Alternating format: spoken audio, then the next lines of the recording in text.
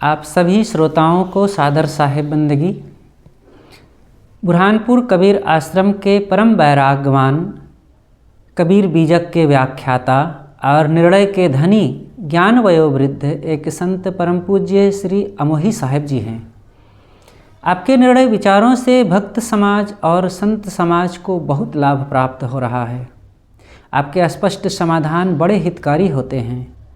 मध्य प्रदेश नर्मदापुरम के एक भक्त हैं श्री राजेश जी। उन्होंने आपके समक्ष कुछ शंकाएं रखी हैं, जैसे जीव की वासना कैसे बनती है, वासना जड़ है या चेतन, वासना सूक्ष्म है या स्थूल, वासना नष्ट होती है या नहीं, वासना जीव को कैसे पुनर्जन्म में ले जाती है आदि। इन प्रश्नों को पूज्य संत श्री अमोही साहिब जी ने बड़े स्पष्ट और बेबाक ढंग से समाधान किया है। आइए अब हम पूज्य श्री साहिब जी के ही मुखारबिंद से उनके निर्णय विचारों को श्रवण करते हैं। वासना वस्तु की है, वस्तु की नहीं है, वस्तु की है। हाँ तो वस्तु की जब वासना है तो संस्कार तो वस्तु के है ना।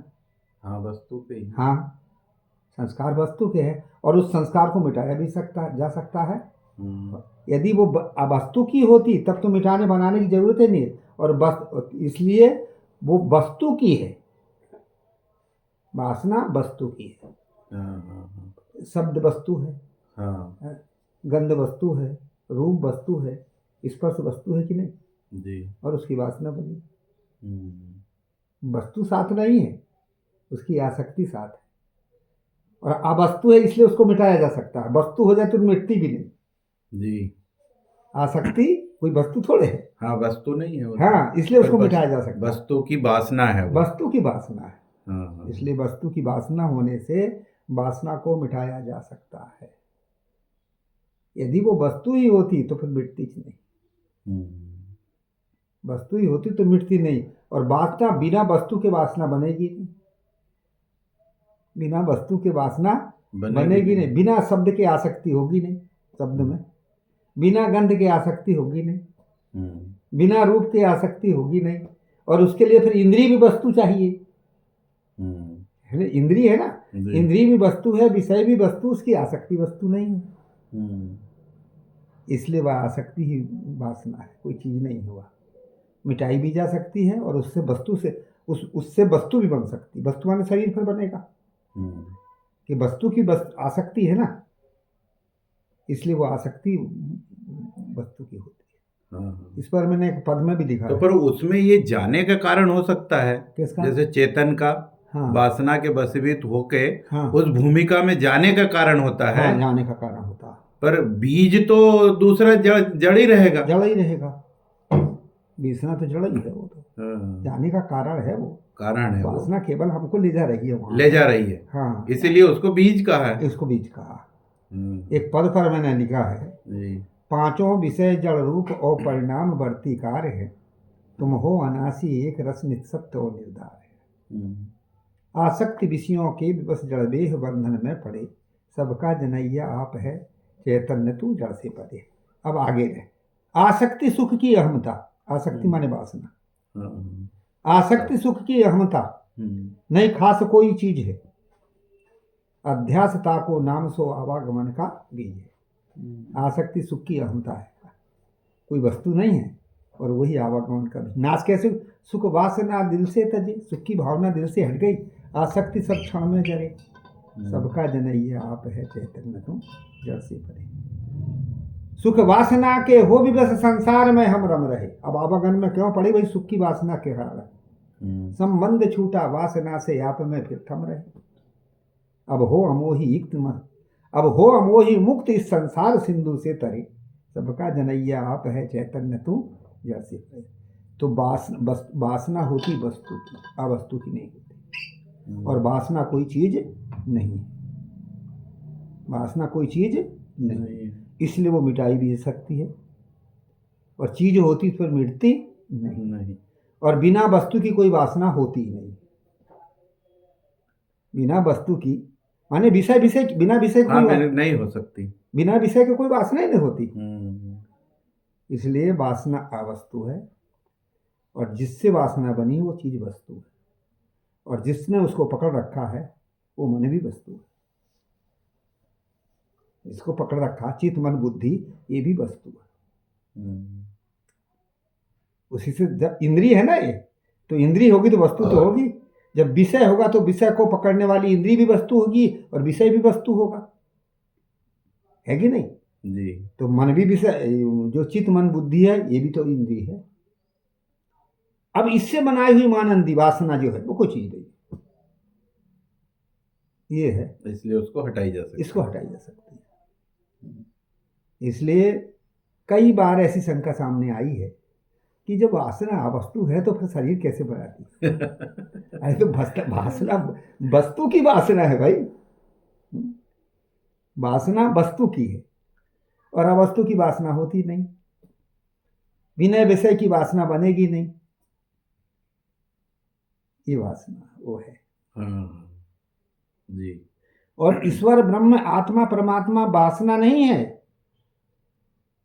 ब्रह्म, हाँ ये केवल भ्रम और मानता है, ये वासना नहीं है, ये केवल भ्रम और मानता है। हमने मान लिया है भ्रम से, वो है ही नहीं, हमने मान के बनाया है ना। इसलिए खाने जाल की उत्पत्ति भ्रम से होती है और वाणी जाल की उत्पत्ति आसक्ति से होती है। भ्रम और अविवेक, उल्टा हो गया। वाणी जाल की उत्पत्ति भ्रम और अविवेक से होती है। हाँ। और खानी जाल की उत्पत्ति आसक्ति से होती है। आसक्ति से होती है।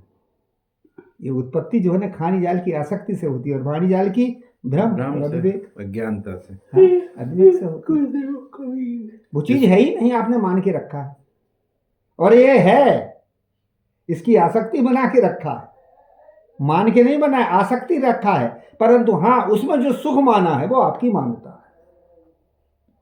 इसमें हमने जो सुख माना है वो आपकी मान्यता है। तो गृहस्थ में रह के खानी जाल कैसा मिटाया जा सकता है? देखो गृहस्थ में रह करके खानी जाल, जब तक गृहस्थ रहेगा तब तक, अरे गृहस्थ ही नहीं, जब तक शरीर धारण है तब तक खानी जाल रहेगा ही रहेगा।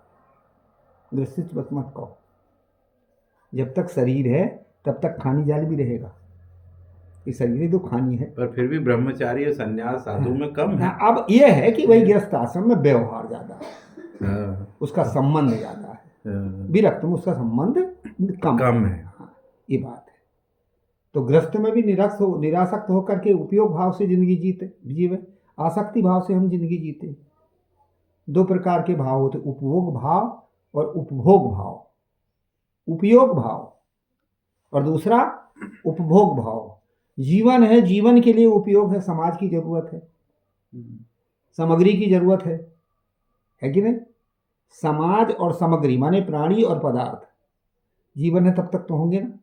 समाज सामग्री आप समझ रहे ना? जी जी जी, हाँ। सामग्री पदार्थ और समाज प्राणी और पदार्थ। हाँ, जब तक देह है तब तक तो प्राणी पदार्थ का संबंध चाहिए ही चाहिए, है नहीं? अब उसमें कितनी मात्रा में चाहिए, कितनी में नहीं चाहिए, है? कितनी मात्रा में हमको चाहिए और कितनी मात्रा में हमें नहीं चाहिए, उस पर हमें विवेक करना पड़ेगा। आवश्यकता के लिए चाहिए, आवश्यकता की पूर्ति होती है, आसक्ति थोड़ी होती, आसक्ति की पूर्ति नहीं होती। पर हम आवश्यकता से ज़्यादा आसक्ति से जिंदगी जीते वो मानती है। गृहस्थ आश्रम में भी हम आवश्यकता, भाई परिवार की ज़रूरत है कि नहीं? समाज की ज़रूरत है, वस्तु की ज़रूरत है, ज़रूरत तो है पर आवश्यकता मात्र के लिए। हम आसक्ति में पड़ते हैं, वो हमें बांधती है। इसलिए गृहस्थ में भी संसार में भी रह करके हम आवश्यकता के आधार पर, विवेक के आधार पर जिंदगी जी के हम निरासक्त भाव से, समान निरासक्त, विशेष नहीं समान, विशेष नहीं समान निरासक्त से हम जिंदगी जी सकते हैं।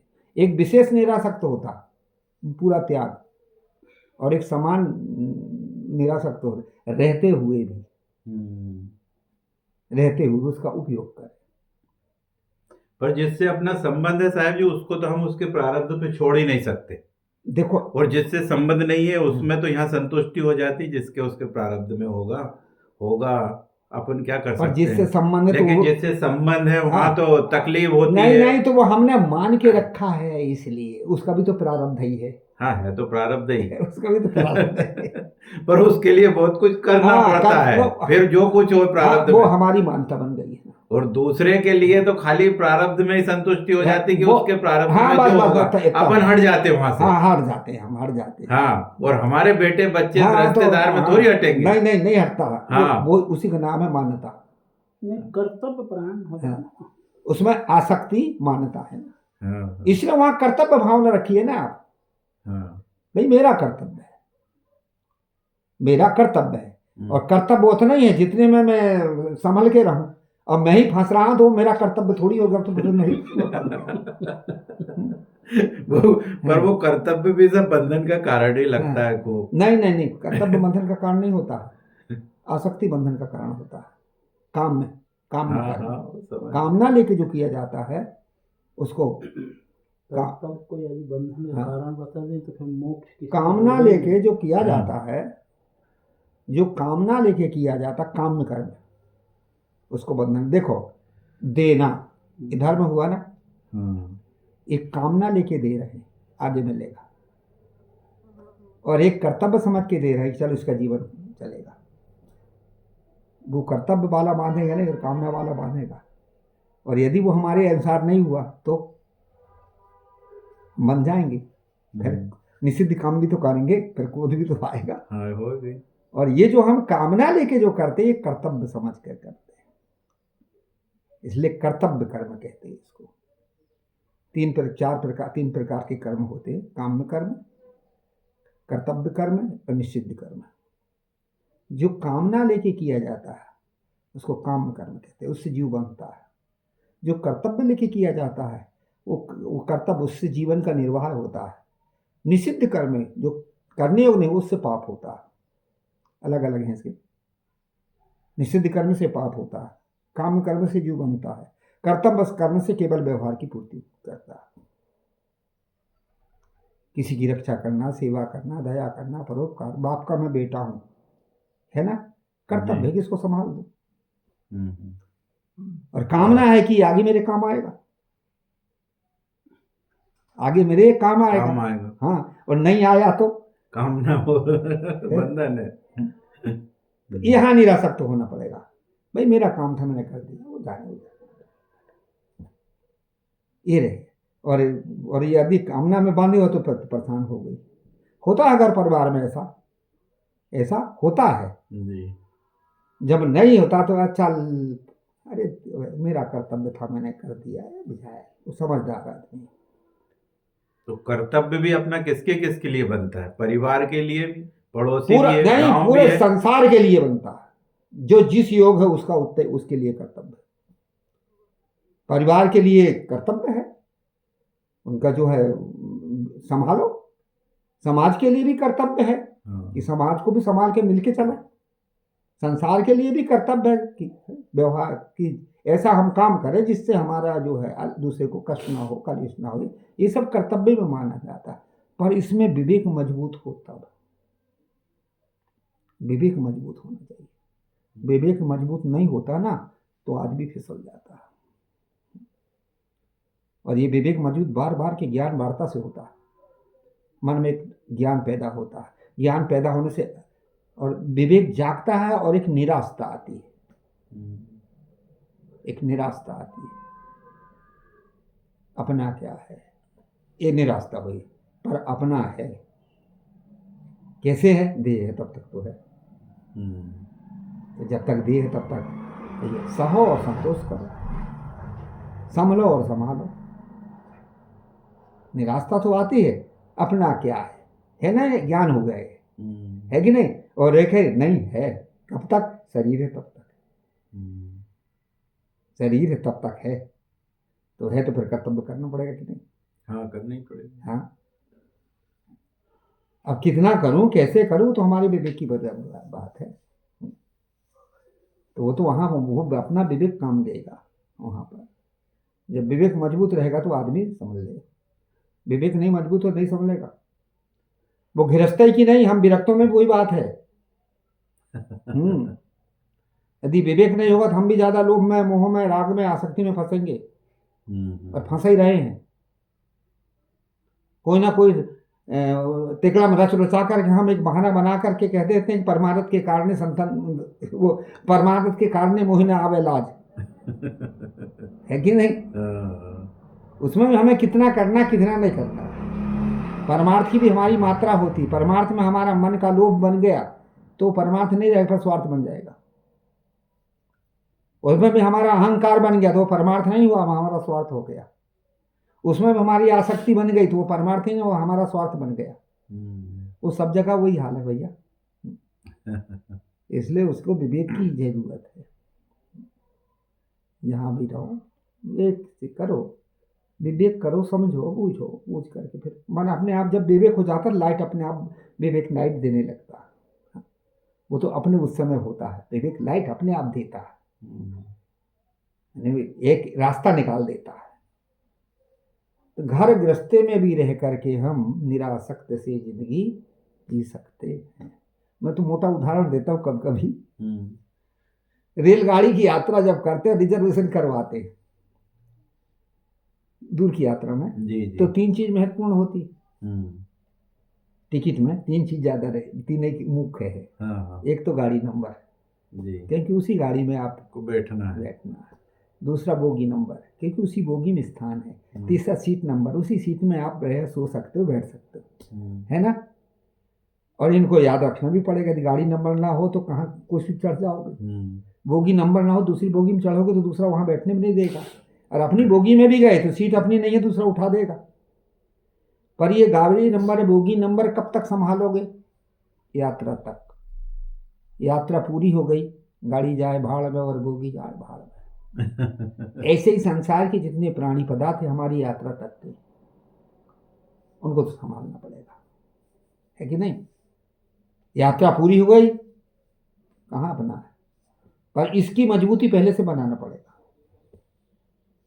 इसकी मजबूती पहले से बनाना पड़ेगा। मजबूती यदि बन गई तब तो, और वो होती ऐसे बताने से नहीं होती, इसके लिए तो बनाना पड़ता है। और जब बनने लगती है तो कोई कठिन नहीं पड़ता, फिर बड़ा सरल होता है। फिर वो अनुभव अपने आप आने लगता है, उसको बताना नहीं पड़ता, वो अनुभव अपने आप आता है। कोई सिखाता नहीं है उसको, अनुभव विवेक लाइट दिखाता है। और लाइट दिखाता है तो आदमी अपने आप समझ लेता है, वो खुद का होता है। ये कहने, सुनने, बोलने, बताने से नहीं है, तो केवल इशारा है। जब समझदारी आ जाती है तो अपने वो लाइट अपने, हमारी यदि कमी भी, हम कहीं फंस भी रहे हैं तो बताएगा हमारा मन गड़बड़ हो रहा है कुछ। और हमने सुना रहे हमें अकेले थोड़ी दुनिया है। तो वहां गड़बड़ हो जाता। ऐसे ना करें तो बनेगा कैसे। तो ये अहंकार आ गया तो गड़बड़ाएगा। नहीं है ऐसा। कभी कभी होता है ऐसा, परंतु जब मन में ज्यादा राग पकड़ लिया, ज्यादा विवेक खो गया, कम ढीला पड़ गया, तो आदमी फंस जाता है। तो वही है इसके लिए तो भाई। और इसके लिए कोई चिंता नहीं करनी पड़ी, ऑटोमेटिक अपना दिमाग वैसे बन जाता है। जब जिस काम में जो लगा है उसका दिमाग ऑटोमेटिक वही बन जाता है। आप किसानी करते हो, है ना जी, खेत को देख करते ही, फसल को देख करके आपके दिमाग में आ जाए खाद देना है कि पानी देना है, बिल्कुल, कि और क्या देना है, कि क्या करना है, कि कैसे सब आ जाता ना। कमी बेसी भी समझ में आ जाती कि हाँ इस चीज़ की मैंने कमी कर दिया था, यहाँ इस चीज़ चाहिए था ये नहीं कर पाया। आता कि नहीं? आता ही है। ऐसे जिस मार्ग में हम, जिस जगह पर हम रहते वो, और उसमें यदि हम स्पर्ड हो जाए तो विवेक ही हमको बताता है। इस चीज़ में हम करते करते स्पर्ड यदि हो जाए तो विवेक ही हमको बताता है। जैसे किसान खेत की मेड़ में खड़े होते ही लोग कहते वो खेत बता रहा, खेत नहीं बता रहा उसका अनुभव। ऐसे व्यवहार में जब आदमी रहता है तो वो उसका अनुभव बताता है कि वो किस प्रकार से करता है। और अनुभव नहीं है, विवेक नहीं है, तो वो कौन करेगा? तो जो करना हो करेगा। इसलिए व्यवहार में रह के भी हम और संभल के जिंदगी जी सकते हैं। अब एक कभी कभी मैं मोटा उदाहरण देता हूँ, ऊंट में बैठोगे तो हिलोगे जरूर, है ना। हाँ सही बात है। और ठीक से पकड़ के रखोगे रहोगे, हाँ, हिलोगे पर गिरोगे गिरोगे नहीं। ऐसे ही है गृहस्थ हाँ, जीवन। ज्ञान का आधार यदि पकड़े रहे, विवेक का आधार, हिलो रहे आएंगे पर गिरोगे नहीं। और कहो कि हिलो रहे ना आए, ऐसा नहीं होता। वो तो ऊँट में बैठे तो आएंगे ही आएंगे। नाव में बैठोगे स्टीमर में तो पानी की लहर तो हिलाएगी, तो वो तो जीव का स्वरूप ही पारक है, लेकिन ये क्यों भ्रम में पड़ा रहता है? हाँ, जीव का स्वरूप पारक है, हाँ स्वरूप न पारक है, हाँ पर अनादिकाल से जीव के पास में है वासना, अनादिकाल से। स्वरूप तो पारक है पर अनादिकाल से संबंध वासना का है। वासना का संबंध होने के कारण ये भ्रम में पड़ता है। यदि वासना ना होती तब तो भ्रम में पड़ता ही नहीं, पर वासना है तभी तो देह संबंध में पड़ा है। कैसे? कोई पूछे कि धान में छिलका कब से, तो क्या उत्तर दोगे? वो तो जब से धान है, जब से ही। हाँ, जब से धान है तब से, पर छिलका चावल नहीं है, क्योंकि अलग हो जाता है कि नहीं जी। छिलका चावल नहीं है क्योंकि अलग हो जाता है। इसी प्रकार से जीव के साथ में वासना है, पर वासना जीव नहीं है, क्योंकि वासना अलग हो जाती है। और उगता क्या है? छिलका नहीं, चावल। चावल उगता है ना, चावल, हाँ, चावल ही तो उगता है, दोनों का संबंध रहता हाँ, है तब हाँ, उगता है। तो चावल उगता है छिलका के संबंध से उगता है, संबंध से उगता है। इसलिए जीव ही आवागमन में पड़ा, पर वासना के संबंध से, वासना के संबंध से, वासना को अलग कर दो अलग। ऐसे अनादिकाल से जीव के साथ में वासना संबंध है। अच्छा, कौन सा संबंध है? संबंध के अलग अलग रूप होते हैं, है ना। संबंध के अलग अलग अलग रूप होते हैं। एक समवाय संबंध होता है, एक संयोग संबंध होता है। समवाय संबंध गुणगुणी का होता है, संयोग संबंध गुणगुणी का नहीं होता, दो वस्तु का होता हाँ, है। दो वस्तु का होता है। इसी प्रकार से जो हमारा जो संबंध है ये अन्यतर कर्मस संयोग है वासना से, अन्यतर कर्मस संयोग। इसका क्या मतलब? एक तरफ से क्रिया होना। अच्छा, संयोग संबंध पर हुई कब ये है? हुई कब? हाँ, मैं बताता हूँ। संयोग संबंध के 3 रूप हैं। हाँ। एक तरफ से क्रिया होकर संयोग होना, दोनों तरफ से क्रिया होकर संयोग होना, एक से अनेक का संबंध होना। अब अलग अलग उदाहरण दो। हाँ।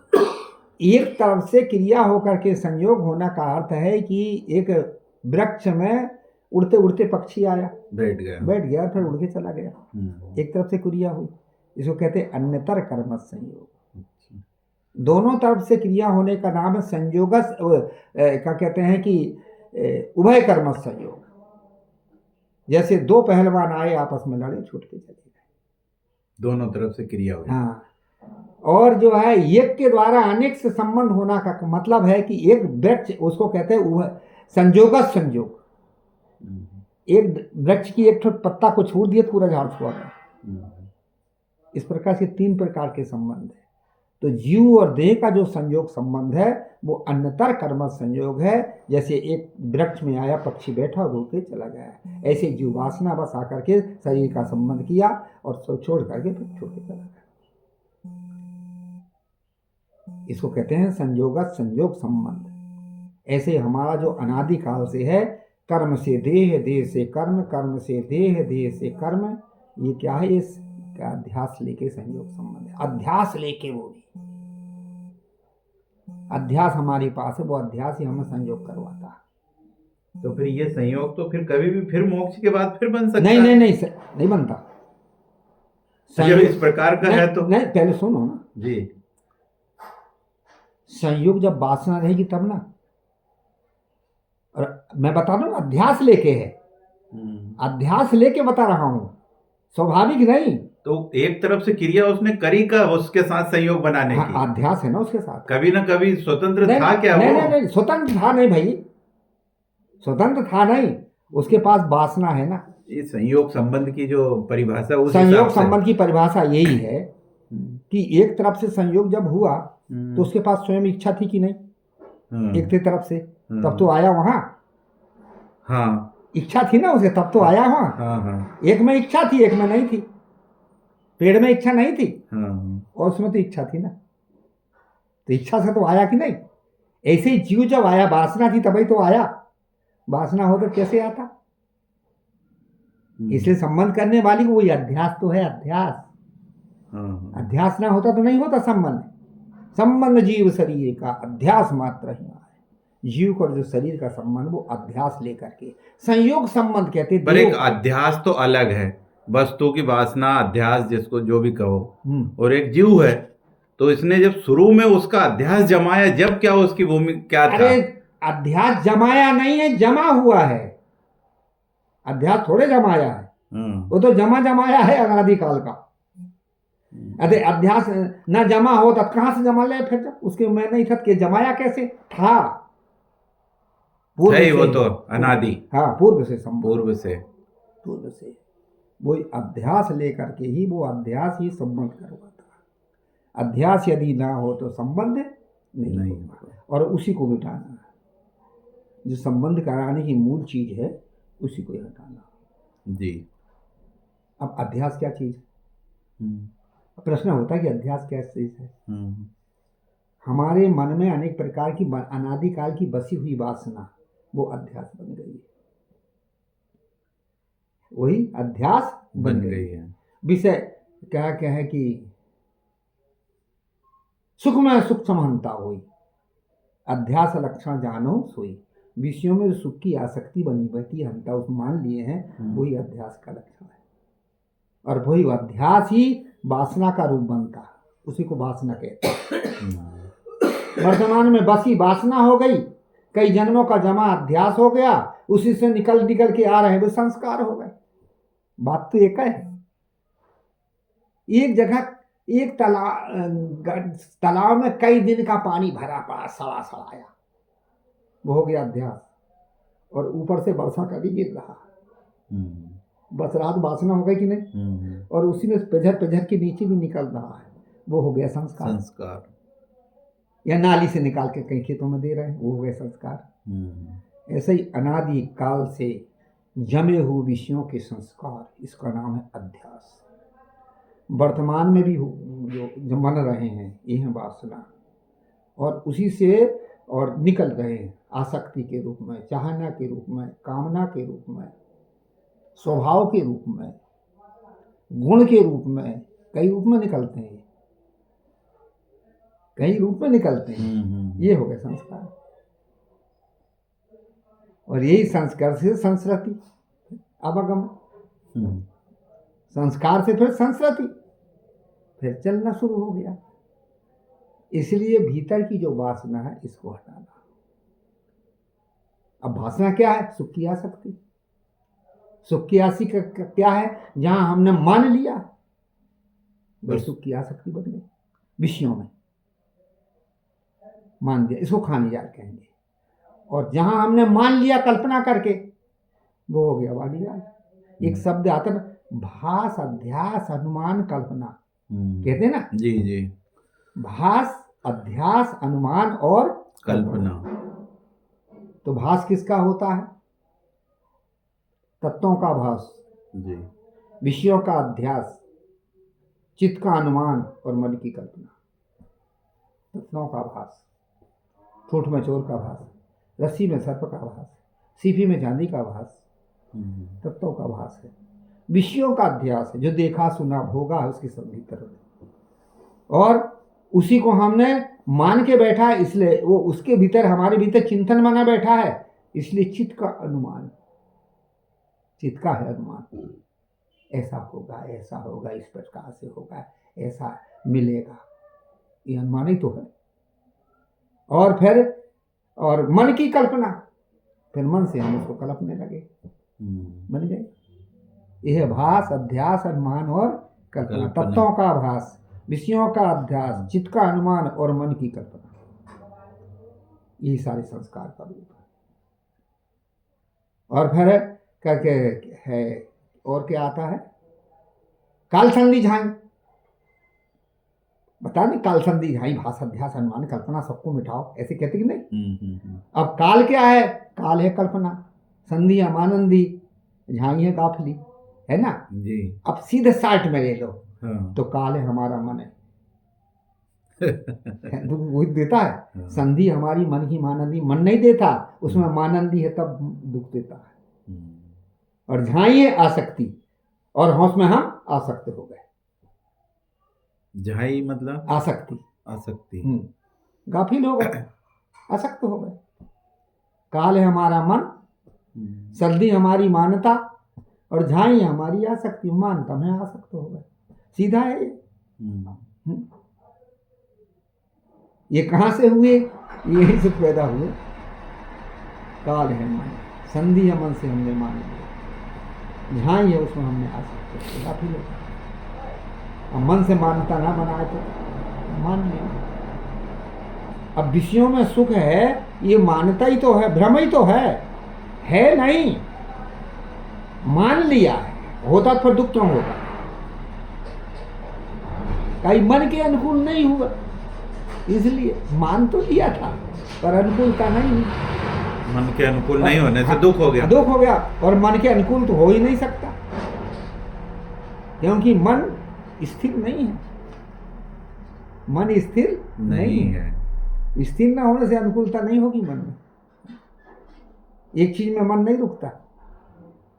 मन, ये क्या कहते हैं कि मन एक ऐसी चीज है जो स्थिर नहीं रहने देता है, चलायमान है। इसी को मन को पानी की कला कहा। पानी कभी स्थिर रह सकता क्या? स्थिर रहता ही नहीं है वो। यदि उसको बांध के भी रखा तो हवा चल के लहर चलेगी, स्थिर रहेगा ही नहीं। ऐसे ही मन स्थिर नहीं रह सकता है। मन कभी भी स्थिर नहीं रह सकता।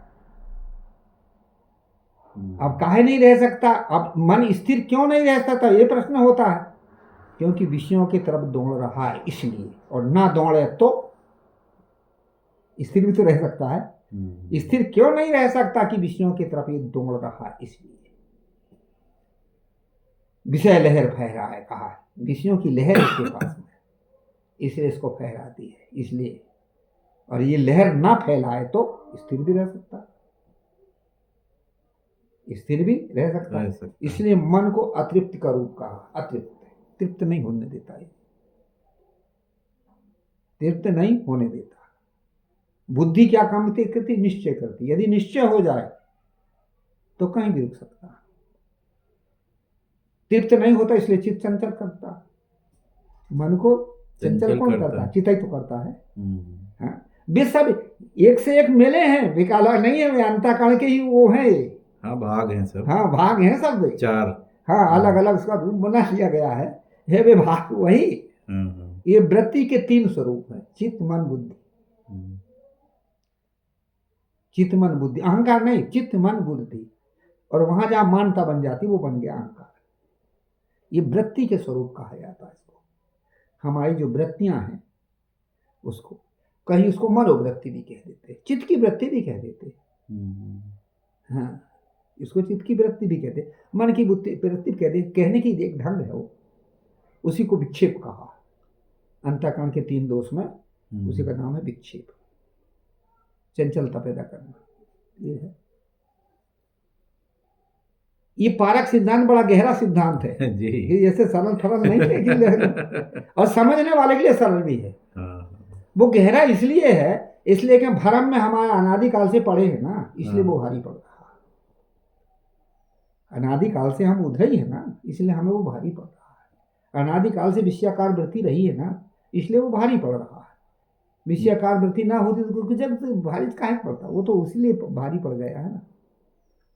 ये भ्रम जितने भी हैं सब उसमें वाणी जाल में आते हैं। वाणी जाल में आते हैं। तो उसका तो बताते हैं कि वो इसी जन्म के हैं, पुराने नहीं है। हाँ, इसी जन्म के। आपने सुना है ना, अलग अलग भ्रम है। तो फिर पुराने पहले के संस्कार कहाँ हुए जब इसी जन्म के हैं? तो नहीं, विषयों में जो सुख का भ्रम है वो अनादि है।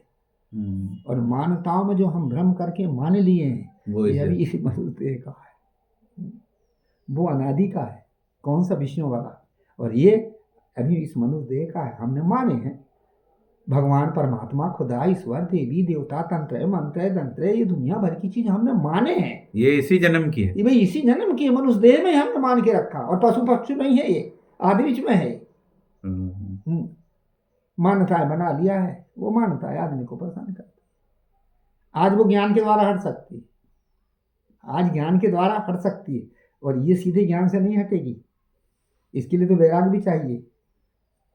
ये खानी जाल वाला जो है, ये यदि ये भ्रम नहीं मिटा, हाँ वाणी जाल वाला, हाँ। तो उसकी क्या दशा होगी फिर आगे? भटकेगा, काय में भटकेगा? चारों खानी में भटकेगा, चारों खानी में भटकेगा। जैसे ईश्वर कई देवी देवता का हाँ, भ्रम रहा, यहाँ देवी तो वो देवता, अगली योनि जो जन्म उसका क्या रहेगा? तो उसमें अब ईश्वर देवी देवता में वह अज्ञान में है ना, हाँ। तो पाप पुण्य भी तो करेगा। ईश्वर के नाम पे कहाँ पाप पुण्य क्यों नहीं कर कैसे? रहा? आज इतने देवी देवताओं के मंदिर में बकरे भेड़े हाँ, वो तो मुर्गे, एक अलग बात हो बलि, गई, सभी ये थोड़ी हो करते रही है। उसमें, सभी अरे मानने वाले नहीं करते, कुछ ना कुछ तो करते हैं। कई तो पूरा मंदिर में अच्छे से साधवी से रहते सुनिए, हैं, पूजा पाठ अरे जरूर सब करते करते हैं। मैं बताऊं, जड़ को बताता हूँ जी। जहाँ अज्ञान वहाँ सब कुछ कर देगा आदमी। जहाँ अज्ञान है ना, वहाँ सब कुछ कर देगा। समाज के घेरा में है, जहाँ अज्ञान वहाँ सब कुछ कर देगा। हाँ हाँ, करने को तो कर सकता है। सकता है, विवेक ने तो हाँ। करने की जगह है ना, वो भर आएगी ना वो, इसलिए वो बंधन है, इसलिए वो बंधन है। पर उससे ज्यादा कठिन ये है, कौन सा? खानी वाला। हाँ, खाने वाला तो इससे है ही। ज्यादा कठिन है, वो भटकाएगा। और ये अटकाता और भटकाता दोनों है, माड़ी जाल खानी जाल वाला, और वो केवल भटकाता है। वो नहीं, पर भटकाए। कई को देखने में आते हैं, हाँ। अच्छे पूजा पाठ मंदिर सब करते वो हैं, बात जीवन में में आगे- उन्होंने वो कभी मैं- हिंसा मैं- नहीं करी, मैं- सदाचारी रहे, सुनो, सब कुछ, सुनो। पर वो मतलब ईश्वरवादी रहते हैं, नहीं, सुनो, पूजा सुनो, जी, वो बात उसकी मैं बात भी कर। बताता हूँ, उसको सुनो ना, वो आगे तो सुनो। जी। मैं मूल पकड़ रहा हूँ ना, हाँ हाँ मैं मूल पकड़ रहा हूँ। दोनों बंधन है, परंतु ये ज्यादा है, वो थोड़ा कम है। हाँ अब रही बात है कि यदि वो भ्रम में पड़ा हाँ है कि नहीं, जी। और दान कर रहा, पुण्य कर रहा, धर्म कर रहा, सदाचार कर रहा है, हाँ, तो मनुष्य देह में तो आ जाएगा, और सदाचारी जिंदगी जी रहा तो सुख भी मिलेगा। पर बोध नहीं है तो भटकेगा, बस इतना ही है, हाँ। बस इतना ही है। और ये तो आवागम में डालेगा, पाप कराता तो पाप का फल भी ले जाएगा, हाँ। और वो केवल भटकाएगा, बस इतना ही है। पर बोध नहीं है, और बोध ना होने से कुछ भी कर सकता बाद में। हाँ, बाद में तो कर ही इसलिए सकता बोध है। की जरूरत है, वहां से भटक सकता है, वो बोध नहीं है ना। देखो, भक्ति के संस्कार होते हैं, बोध के संस्कार नहीं होते। बोध गुरु के द्वारा मिलता, और यदि केवल मात्र भक्ति और बोध नहीं है, गुरु नहीं मिले, बोध नहीं हुआ, तो भक्ति से भी आदमी पाप करेगा। तो भाई ने मानी जाल, हाँ है, बाड़ी जाल बांध लिया कि नहीं बांध लिया? हाँ? बोध नहीं है उसको, केवल भक्ति है, भक्ति तो है, सदाचारी जीवन जी रहा है, और सब कुछ वो कर रहा है, बोध नहीं है। और बोध ना होने पर कभी कभी जब बोध नहीं है, तो वो भक्ति के नाम से भी फिर पाप करेगा। जैसे आज भक्ति के नाम से पाप ही तो हो रहे हैं सब, यज्ञ में, हवन में, क्या क्या पहले जब बकरे भेड़े मुर्गे, वो गौमेद नरमेद अश्वमेध यज्ञ जो हुआ करते हाँ, पहले हाँ हुआ करते थे, जी जी। और आज वो तो नहीं हो रहा है, पर भक्ति के नाम से वो पाप हो रहा था। और आज वो तो नहीं हो रहा है, पर आज उसका अपभ्रंश हिंसा तो चल ही रही देवी देवताओं के मंदिर में, चल रही तो वाणी जाल तो है। उसके साथ में और भी है, हैं? उसके साथ में और भी, जैसे अनिरुद्धाचार को अपन ले, आज वो बोध है, धर्म कार्य कर रहा हाँ है ना, हाँ लेकिन अपने इष्ट पर अति श्रद्धा होने के कारण से विजाति जो भी वे, जैसे मुसलमान हैं या कोई और, रागद्वेष बना रहा, उनके लिए हाँ रागद्वेष बन रहा है। रागद्वेष बना रहा, वो भी गलत है। हाँ वो गलत है, सब बोध नहीं है, इसलिए रागद्वेष बना रहा। भक्ति यद्यपि है, हाँ भक्ति है, और वो कोई गलत कार्य नहीं कर रहा है, हाँ, लेकिन फिर भी रागद्वेष बना रहा, वो प्राणियों में सद्भावना होना चाहिए, वो वो नहीं नहीं, है, वो नहीं वो है। खाली नारेबाजी है। नारेबाजी, इसलिए बंधन बंध नहीं हो, बन गए कि नहीं, रागद्वेष के संस्कार तो बना ही बंधन रहा, हो गए कि नहीं। हाँ, बोध ना होने का वो बंधन उनको कहाँ ले जाएगा? फिर रागद्वेष में डालेगा, फिर शरीर धारण कर, फिर रागद्वेष में फिर बोलेगा, राग के संस्कार आसक्ति में डालेगा, अच्छा और द्वेष का संस्कार तीन ताप के दुख में डाल देगा। वो सब उसमें बीज बना ही है सब। इसलिए बिना बोध के जो है भक्ति, बोध चाहिए, भक्ति के लिए भी बोध चाहिए। बाणी जाल वहीं पर फंसता जिसको बोध है नहीं है। और यहाँ भी वही हाल है, यहाँ भी राग द्वेष के संस्कार रहे तो अनिरुद्ध ही चार अकेले नहीं है, कई हैं। यहाँ तो बस सब है। सब वो तो कोई भी हुआ। एक हाँ। प्रमाण है वो तो ये हाँ। अनिरुद्धाचार्य। जैसे उनने कही, आपने उनके जैसे नाम पारकी लिया है, तो वो संतनी- बहुत अच्छे काम कर रहे हैं, पर हाँ। ये चीज में हाँ, कमी है। कमी है। अटक गए। जैसे पारकी संत में भी अधई ले लो ना आप, हाँ। कहाँ दूर जा रहे हो। जी जी। अनिरुद्धाचार्य का पारक का बोध तो हो गया हाँ है कि नहीं। हाँ। और कहीं पक्षपात के संस्कार रहे तो, अहंकार के संस्कार रहे तो यहाँ भी तो राग द्वेष बनेगा। बन रहा है। हाँ। बन क्या रहा है, बन ही रहा है। वो अनिरुद्धाचार्य नहीं है। के अनुराधाचार्य। हाँ, वो वाणी जाल तो बस सब जगह आ जाएगा। वो वाणी जाल में फंसा, हम तो वाणी जाल में नहीं फंसे हैं, फिर भी फिर भी क्यों का हम कर रहे हैं। खानी जाल का आसक्ति हाँ। प्राणी पदार्थ की। हमने वो तो वाणी जाल में फंसा है, हम तो वाणी जाल में नहीं फंसे। हम क्यों कर रहे हैं, ये खानी के इस पक्ष में आता है सब, ये खाने के पक्ष में। ये सब खाने के पक्ष में आता। ये राग द्वेष सब खाने के पक्ष में आता, वाणी के पक्ष में नहीं आता। और यदि वाणी के पक्ष में मिले तो वहां कुछ मान्यता है, स्वार्थ है, इसलिए वो खानिज में जाएगा सब घुसूट के। शायद ये हैं। जितनी हत्याएं एक अधर्मी ने नहीं किया है, उससे ज्यादा हत्याएं धर्मी होने की। धर्मी ने किया है। हाँ हाँ इसलिए बोध ना होने के कारण, बोध की जरूरत। तो मैं कहाँ से शुरू कर रहा था, मैं कह रहा था कि भक्ति के संस्कार होते, बोध के संस्कार नहीं होते, वो गुरु के द्वारा प्राप्त होता।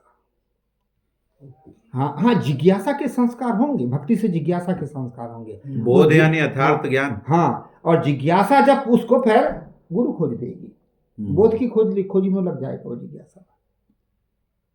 और यदि भक्ति मात्र रही और जिज्ञासा नहीं रही समझने की, तो फिर वो लटपट जाएगा।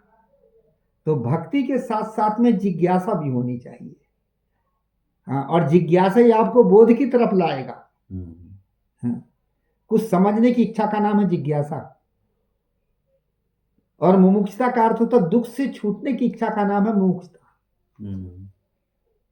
हाँ, दुख से छूटने की इच्छा का नाम है मुमुक्षुता, दुख से छूटना की इच्छा। वे दोनों जिज्ञासा में आ जाती। जैसे इच्छा के दो रूप हैं, एक शुभ और एक लोग कहते हैं ना इच्छा बंधन है, ऐसे कहते हैं ना, पर कौन सा बंधन कौन सा नहीं है। शुभ इच्छा बंधन नहीं, जिज्ञासा और मोक्षता। कौन सी बंधन है, जिज्ञासा और लालसा या शुभ इच्छा। वो लालसा और कामना, भोगों की होती कामना और भोग वस्तु प्राप्त करने की होती लालसा, ये बांधती है और ये नहीं बांधती। ठीक है, बाड़ी जाल इतना खराब नहीं है जितना खानी जाल है। बाड़ी जाल इतना खराब नहीं है जितना खानी जाल है। मैं तो कभी कभी ये बताया करता हूं कि मुक्ति के लिए तो खानी भी और वाणी भी दोनों मुक्त नहीं होने देगा, पर सदाचार के लिए, सदाचार में यदि कहो तो सदाचार में वाणी जाल से भी आदमी पढ़ के सदाचार का कर सकता है वो, पर वहां राग देश और अहंकार ना आए तब।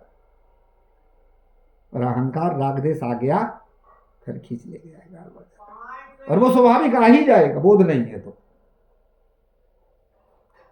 बोध नहीं है तो वो आ ही जाएगा।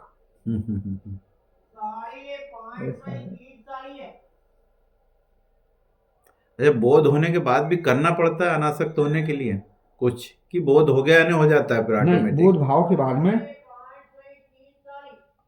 आत्मभाव आता है। मैं आत्मा, बोध हो गया जी। जड़ और चेतन दो वस्तु, जड़ ये है चेतन ये है, तो बोध हो गया। हाँ। अब फिर बोध के बाद में फिर आत्मभाव, मैं जड़ से पृथक आत्मा हो, ये आत्मभाव है। यहाँ निश्चयता हो जाती, फिर भटकता नहीं बाहर। आत्मभाव के बाद में फिर आत्म तुलना भाव आएगा। एक भाव से सब भाव बनेंगे। जैसे मैं आत्मा हूं तो ये भी तो है, तो वहीं प्रेम दया और सदाचार पैदा होगा, वहीं से सदाचार पैदा होगा। फिर आत्म तुलना के बाद में आएगा वस्तु तुलना भाव। जब मैं आत्मा हूं, ये भी आत्मा है और ये चीज मेरे से अलग देख काम लेने की है, तो सब मिल बांट के खाएं, मिल बांट के काम लें। ये भाव आ गया तो फिर वस्तु तुलना भाव आएगा, वहां से स्वार्थ हटेगा,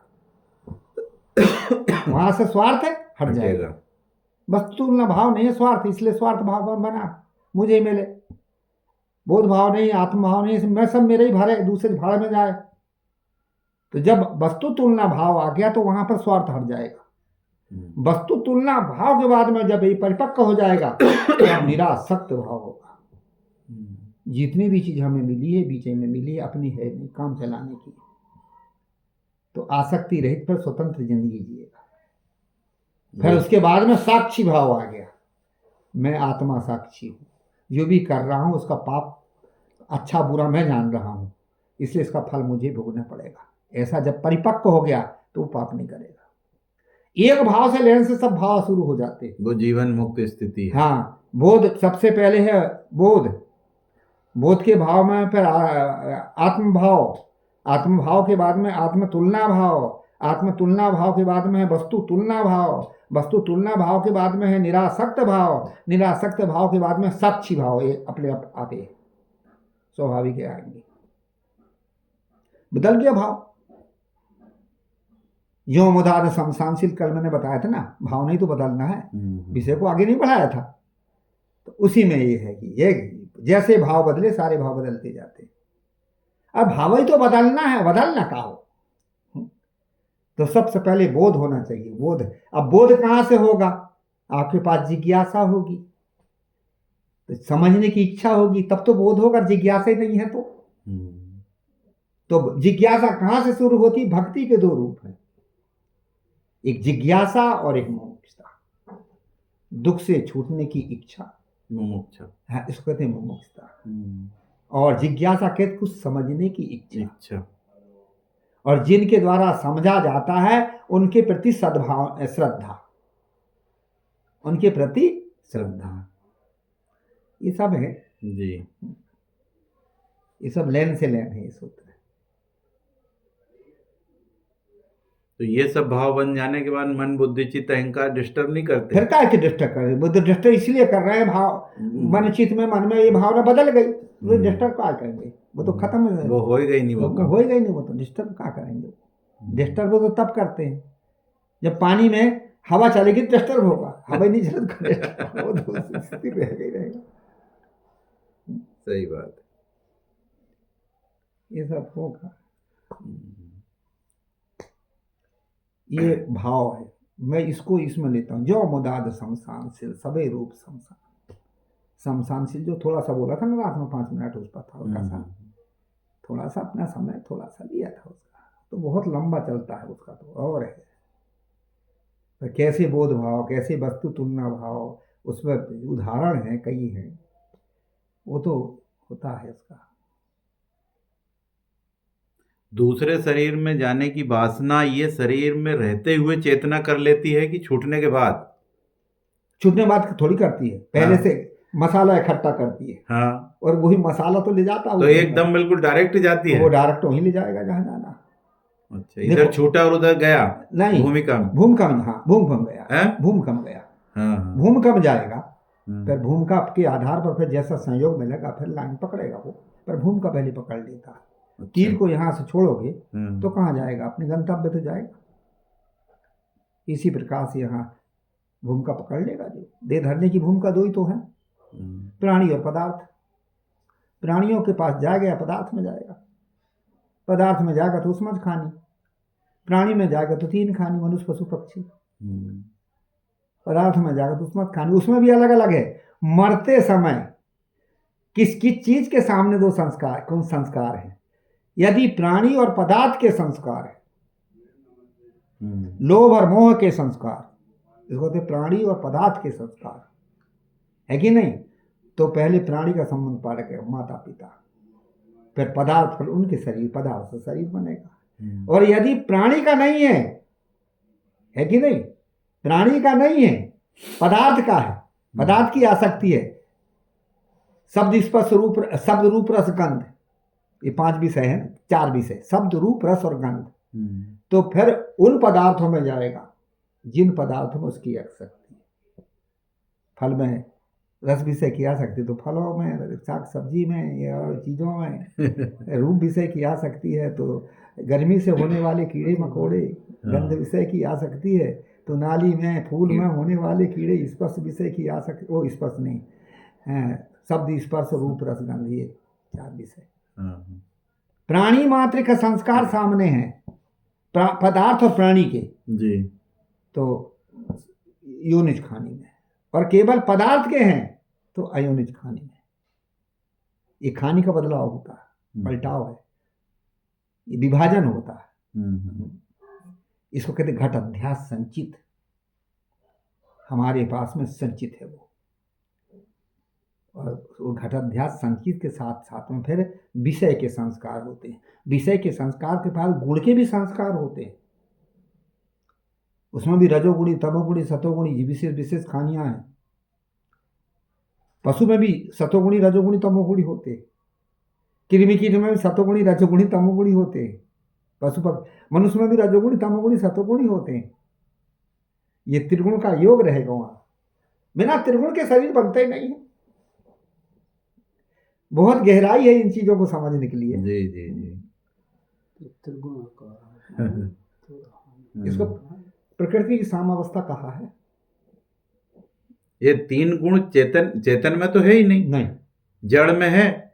जड़ में भी है और जड़ चेतन के संबंध में भी है। तो जड़ में 3 गुण है, वो कौन से हैं? इस रूप से है जी। उत्पन्न होना रजोगुण है, पालन होना सतोगुण है, नष्ट होना तमोगुण है। बस इस रूप में है, स्वभाव के रूप में नहीं है। उसी को ब्रह्मा विष्णु हाँ, महेश की क्रिया के रूप में है। हाँ। नहीं, वो तो अलग, वो तो कल्पना में लेगा। हाँ, वो कल्पना में। वस्तु की उत्पन्न होना ये रजोगुण है। पृथ्वी और जल से उत्पत्ति होती है, ये रजोगुण है। पालन होना वायु और क्या कहते हैं ये हवा, वो अग्नि से पालन होना, और शून्य हो तो नष्ट हो जाए, नष्ट होना। ये उत्पत्ति प्रलय और नाश, इससे त्रिगुण घटाया है। जड़ तत्वों के त्रिगुण है, वहां चेतन के सत्य में जड़त्व गुण है, प्राकृतिक गुण है वो, और ये चेतन में वो अलग है, स्वभाव गुण है ये। रजोगुण की चंचलता, सतोगुण की स्थिरता और तमोगुण की उग्रता, ये स्वभाव में आ गए। इसमें स्वभाव में आ गए, ये स्वभाव के होते हैं। सतोगुण में फिर कर्म होते, सतोगुण के सदाचारी कर्म, सतोगुण के सदाचारी कर्म इसको कहते कर्तव्य कर्म। तमोगुण के कामना लेके काम कर्म, छल कपट बेईमानी, तमोगुण के हो गए। और रजोगुण के और तमोगुण के फिर उग्र कर्म, लड़ाई झगड़े मार काट, ये त्रिगुण के आधार पर कर्म। और ये त्रिगुण बदलते हैं। सतोगुण में भी 3 गुण आते हैं, अच्छा। सतोगुणी में भी 3 गुण आते हैं, रजोगुण में भी 3 गुण आते हैं, तमोगुण में भी 3 गुण आते हैं, पर विशेष सतोगुण है इसलिए उसको सतोगुणी कहा जाता है। उसमें विशेष रजोगुणी इसलिए उसको रजोगुणी कहा जाता है। विशेष तमोगुणी है इसलिए उसको तमोगुणी जाता है। वहां भी 3 है। उत्पत्ति भी सतोगुण से मनुष्य, रजोगुण से पशु पक्षी, तमोगुण से कृमि कीट, पर उनमें भी सतोगुण रजोगुण की क्रिया है। इसको उसको कहते प्रकृति की सामावस्था, सब में है ये त्रिगुण। ये 5 तत्व से ही पैदा हुए, 5 तत्व से ये पैदा हुए। इज्जत जड़ है। एक जगह मैंने लिखा है, वो यही जो छंद अभी गाया था ना उसमें जी, कि 25 प्रकृति उर्मी सठ नहीं तिरि अवस्था 3पन, चिद बुद्धिमन अंतः कण से रहित शुद्ध बुद्धिमन, त्रिगुण उपाधि से रहित तुम सर्व पर सत्ता करे। तुम 3 गुण की उपाधि से भी अलग। 25 प्रकृति नहीं हो, 6 उर्मी नहीं हो, शरीर की 6 उर्मी होती ना, जन्म मरण हर्ष सुख भूष प्यासी, 6 उर्मी कहते हैं इसको। जन्म मरण देह संबंधी होती, हर्ष सुख मन संबंधी होती, भूख प्यास प्राण संबंधी होती। ये भी नहीं हो आप, त्रिगुण भी नहीं हो आप। तो 25 प्रकृति उर्मी सठ नहीं त्रि अवस्था 3पन, ये भी नहीं है। चिद बुद्धि मन अंतःकरण से रहित तुम शुद्ध बुद्ध बन। चिद बुद्धि मन अंतःकरण से भी अलग हो तो क्या हो? त्रिगुण उपाधि से रहित, सबसे रहित हो, सर्व पर सत्ता करे। सब पर सत्ताधारी तू है, सबका जनैया आप है, चैतन्य तू जड़ से परे। ये पद मैंने बनाया था सन 72 में। एक अध्यापक थे, वो मुझे पढ़ाए थे। अच्छा। और वो मेरे मामा जी भी थे, सगे तो नहीं थे, थोड़े से हाँ। दूर के थे, पर मामा जी थे। और वो बड़े अच्छे थे तो टेढ़े बेचारे, अष्टावक्र जैसे थे, लकवा मारे हुए ऐसे थे, पर बड़े तेज दिमाग के थे, बुरहानपुर के भगत थे वे। तो वो बार बार जो हम लोगों मेरे हमें प्रेरणा दिया करे बार बार, बेटा संसार बनना है, देख लो हम कैसे लंगड़ा लूला के संसार नहीं छोड़ा, ऐसे बड़े ढंग से समझाओ। और जब बुरहानपुर आए तो यहाँ पर आए, साहब जी हमने आपको सन्मार्ग में लगाया, अब आप हमें सन्मार्ग की शिक्षा देते रहिएगा, ऐसे वो कहते थे। तो वो प्रश्न करते थे और उन प्रश्नों का उत्तर फिर मैं देता था। तो वही प्रश्न उत्तर में पद बन गए। और जब उनको उत्तर लिख के, पत्र व्यवहार होता था, जब उनको ये उत्तर लिख लेके तो बड़े खुशी होते थे कि मैं कौन हूँ, देह हूँ कि इंद्रिय हूँ कि बुद्धि हूँ कि मन हूँ कि चित्त हूँ कि क्या हूँ, कि शरीर हूँ कि 5 तत्व हूँ कि 3 गुण हूँ कि वीर्य हूँ कि शून्य हूँ, बड़ा ढंग से पूछते थे वो। तो फिर मैं उसको पद में गुद के उसको उत्तर देता था। तो सन 72, 73, 74, इस लगभग उस समय की ये पद बनाया था। अब बेही चीज हमारी बनाई चीज वो हमें आज हमारे सूत्र रूप में बन गए ना, भी हमारे पास जी, हमें खोजना नहीं पड़ेगा। इसलिए मैं कहता हूं कि पद बनाना, कुछ लेख लिखना बुरा नहीं, वो हमारे लिए है और उसके आधार पर हमको पुष्ट हो जाता है, फिर उससे हम समाज में भी बोल सकते हैं, उसको हमारे सूत्र बन गए हैं ना वे। पर उसके लिए है कि हम बड़े भारी किताब बड़े लेखक बन जाएं, और ये अहंकार नहीं है, वो तो हम अपने सीखने समझने के लिए बना रहे हैं, या इससे कोई शिक्षा ले। हाँ। पर वो हमारे वर्तमान के लिए भी तो है, हमारे लिए भी तो है भाई जी। वो दूसरों के लिए नहीं, वो मेरे लिए भी है। काहे वो पद रूप में बन जाते हैं, चिंतन हमेशा सदा नहीं रहता एक जैसे, पर पद रूप में जो बन जाता है वो स्थायी रूप रह जाता है। इसलिए तो पहले कुछ चीजों को लोग पद रूप में बनाते ताकि वो याद हो जाए। गद्य याद नहीं होता, पद तो याद हो जाता है ना।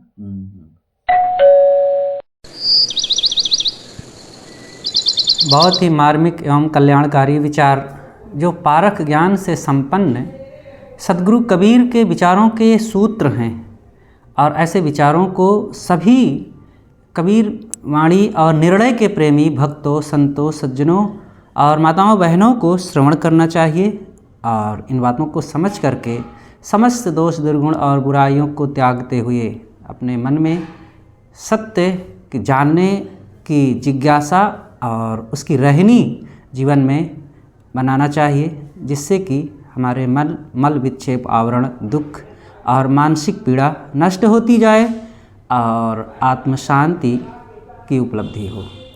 पूज्य श्री साहिब जी के चरणों में सादर नमन करते हुए और सभी श्रोता भाई बहनों, माताओं को प्रणाम करते हुए हम आप सबसे विदा लेते हैं। सादर साहिब बंदगी।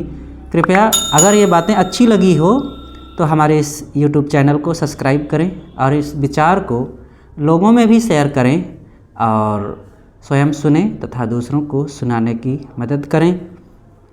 साथ साथ आपको ये विचार कैसे लगे कमेंट्स में ज़रूर अपने राय हमें दीजिएगा। बस साहिब बंदगी, साहिब बंदगी।